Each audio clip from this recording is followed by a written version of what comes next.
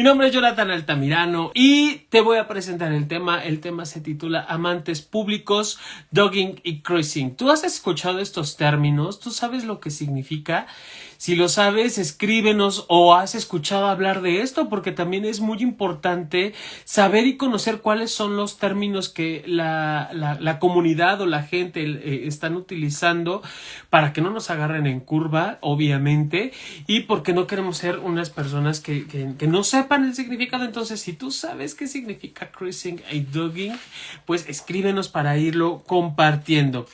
Y bueno, antes de poder entrarle de lleno al tema, déjame te comento que ambas expresiones, el dogging y el cruising, que te voy a definir un poco más adelante, están muy relacionadas a algo que anteriormente era conocido como parafilia y que eran conocidas también como actividades sexualmente perversas. Pero vamos a definir qué significan estas palabras extrañas que ya sé que son parte del brevario cultural, que ya sé que comúnmente se utilizan. Es más, vas saliendo en la calle y a veces te dicen de que es que eres un perverso o eres una perversa o eso es una parafilia, es una enfermedad, Dios, no deben de hacerlo.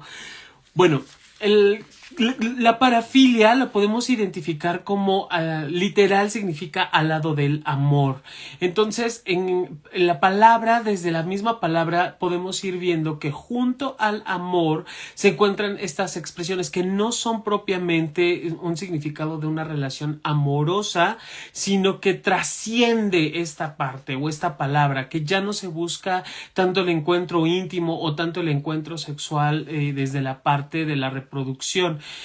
Obviamente te estoy hablando de que esta palabra es utilizada desde hace muchísimo tiempo, yo diría que un poco más de 2 siglos, no tengo la cifra exacta o la fecha exacta, pero sí fue utilizada incluso por manuales de medicina psiquiátrica para poder referir precisamente a estas prácticas sexuales que no eran bien vistas socialmente. Allí puedes encontrarte una infinidad. Y las más frecuentes o las más conocidas son, por ejemplo, el uso de fetiches o los famosos fetiches, que puede ser las medias o los tacones. Hay personas que se sienten atraídas hacia hombres con corbata, con barba. Estas características estaban como muy relacionadas a las parafilias. Y obviamente no tenían esta finalidad de una procreación. Y comienzan en estas conductas intensas en la fantasía y obviamente había quienes sí lo podían llevar a la práctica. Generan esta parte de la excitación, como ya te lo mencionaba, el deseo, sobre todo si estás teniendo una parafilia muy fuerte, como antes era denominada, no sé, por ejemplo, que te gustara ver una mujer de pechos prominentes, eso podría ser un fetiche también, y entonces te decían, no, es que eso es perverso porque no tiene una finalidad de procreación. Recordemos que en la Edad Media, sobre todo en el renacentismo, principalmente en la Edad Media, era muy socorrido que las prácticas eróticas y las prácticas sexuales tenían que estar enfocadas hacia la reproducción. Incluso todavía en el siglo XVIII, XIX era como muy enfocado hacia eso y que no tenía esa connotación, pues era severamente castigado o castigada. Freud, a principios del siglo pasado, mencionaba que eran perversiones porque se desviaban del objeto sexual. En este caso no tenía ningún fin reproductivo, obviamente estaba catalogado como para hombres y mujeres que intercambiaban fluidos para la procreación. Si no estabas en esos términos o en esos tenores, entonces implicaba que ya no eras una persona que fuera sexualmente saludable, quiero entrecomillar, sino que ya tenías una perversión por estas cuestiones del deseo sexual desviado, porque ya no buscabas acertar hacia la procreación, sino te desviabas, tomabas un camino, un atajo para el encuentro sexual más placentero. Con estas dos definiciones y obviamente muchos de los manuales de psiquiatría y de medicina estaban permeados de todo este tipo de conceptos y palabras, en 1986 aproximadamente Álvarez Gallú y Javier Lizarraga, son doctores fundadores del Instituto Mexicano de Sexología, comenzaron a hacer investigación al respecto para saber, a ver, la gente aún con y a pesar de todo esto que dicen que malo, que perverso, que sucio, que depravado, que parafílico, desviado y demás, siguen teniendo prácticas con este tipo de circunstancias o situaciones.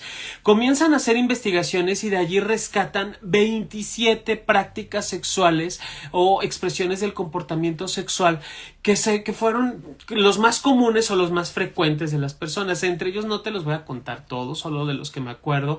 Entre ellos está la urofilia o la famosa lluvia dorada, el BDSM o el sadomasoquismo, el sadismo, el masoquismo, las polirrelaciones, a quienes les gustaba tener varias parejas sexuales, sexo en la primera cita, a quienes les gustaba exhibirse, o también llamados escoptofílicos, los exhibicionistas, y para todo exhibicionista un buen escoptofílico, que son las personas que les gusta observar o ver, tener encuentros sexuales o eróticos. Entonces, encuentra 27, ya, punto. A partir de ahí quiero comentarte que la gente, no es a partir de la investigación, los términos se han ido acuñando con el tiempo.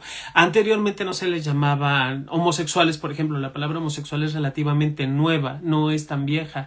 Anteriormente eran sodomitas y pues sí, palabras como muy valorativas o términos muy valorativos eran utilizados. Obviamente igual pasa con las prácticas de comportamiento alterno o estas prácticas sexuales que muchas personas presentan.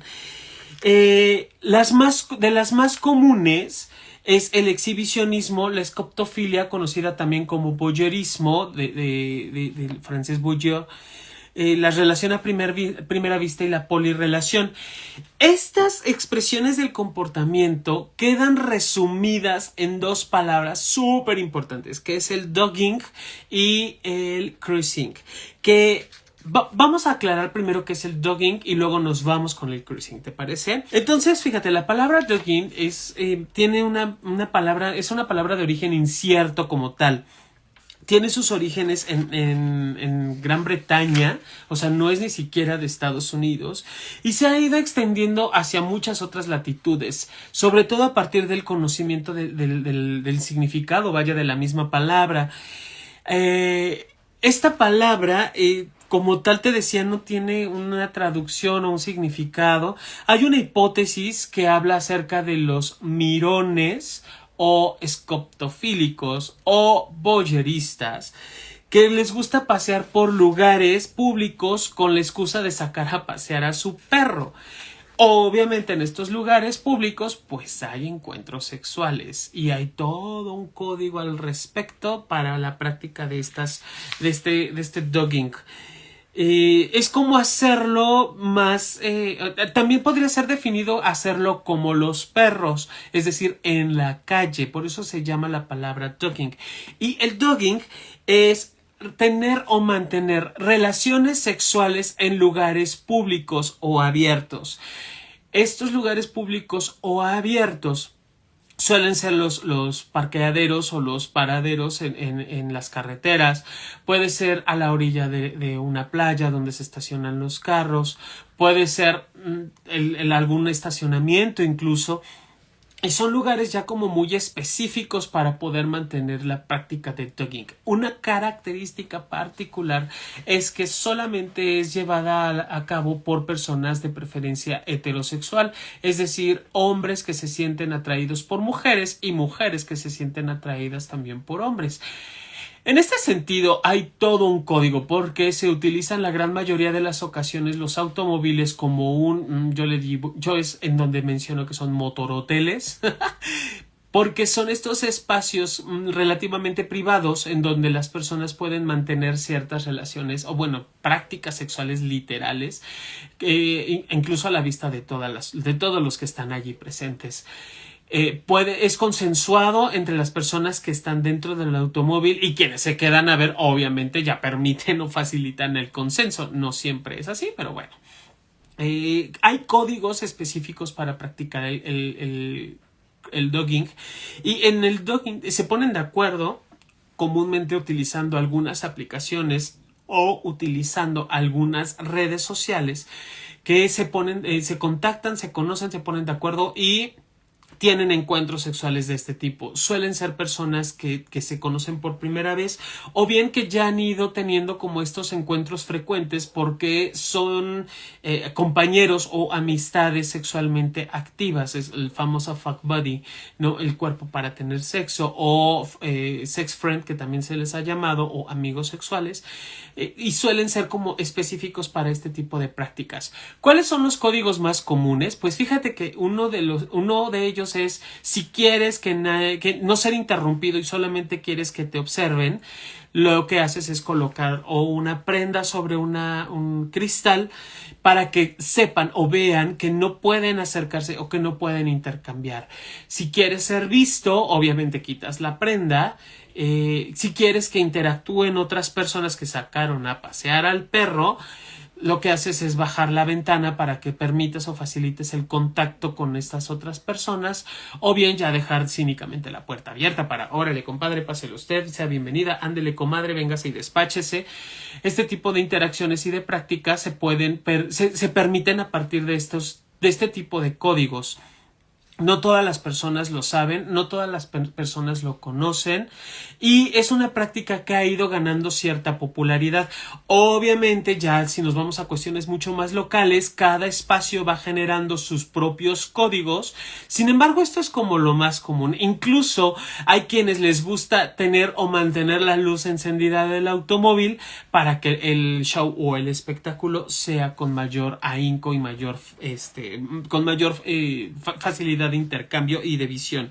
Por eso te mencionaba que estas expresiones del comportamiento, el exhibicionismo, la escoptofilia, la relación a primera vista y la polirrelación eran como muy particulares del dogging y del cruising. Ahora, ¿qué es el cruising? El cruising es una palabra que surge en los años 70. Esta sí surge en Estados Unidos en un antro en un antro gay en Nuevo México, que está situado en la ruta 66.